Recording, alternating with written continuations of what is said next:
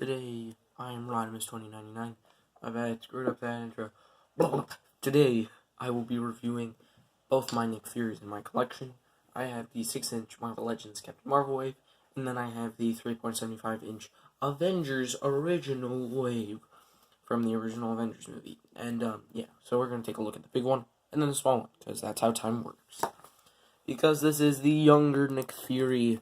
If you even wanted to, you could use him as a Julius from, I think that was his name.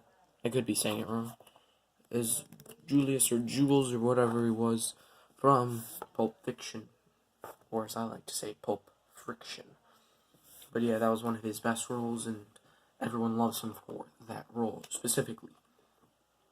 But this is, of course, Nick Fury, so we're going to be taking a look at his, Nick Fury next. Does he compare to Samuel L. Jackson? And he looks exactly like him, just a shrunken version of him. I do have some problems with the paint and the actual plastic quality. One, the paint has very much scuffed up here, which makes it annoying, because you kind of see some white coming through his skin tone, and it's not, okay, like, oh, maybe it's just rub. It's, like, super bright and annoying.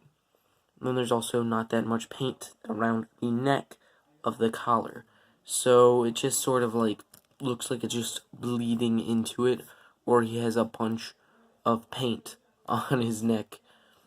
And admittedly, he's just in a suit.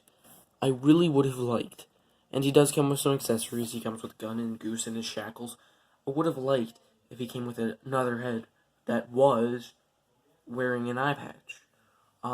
Even if it was just from that last kind of scene of the movie, you know, that eye patch. Was that? I would love that. Love that for this figure. But of course we don't get that, so I won't complain too much. But if you want a really classic Nick Fury and you collect 3.75-inch, let's get to him. So the first category that we're going to take a look at is paint, and then sculpt, and then articulation. So in terms of paint, he is very nice. He looks sort of like Nick Fury. Like, if you squint and tear your glasses off, he does not look. Sorry. My new neighbors are very loud. So if you tear your glasses off like I have, and squint, you can definitely see that he is sort of Nick Fury. The eye is a little off, but again, you could have him more looking to the right or in a righter pose. Now, I do actually have to prefer the skin tone on this one. The other one is just a little too light, and that allows some of the white paint to come through, and that makes it very annoying. I definitely do not like that. I don't want that in any of my figures, for any paint or any sculpt to, any majorly paint to, kind of scuff off and ruin the figure. That just makes it a little less enjoyable. But this is sharing a mold. It's sharing the Bucky from the Winter Soldier. Yeah, it's Winter Soldier. I just count him as Winter Soldier. And next up, we're going to take a look at sculpt. So for sculpting detail, he has very nice shoes. I love these. These look nice. He has a nice belt that's very sculpted. And he does have a underslung holster that is very nicely done. Was not expecting that. And I was like, why does he look so bulky? I don't like that. That's why. And of course, I do wish that he came with white sleeves. Or I'll just paint them so that I can have him like that. But hey, I can't complain too much. They had to do this off of concept art.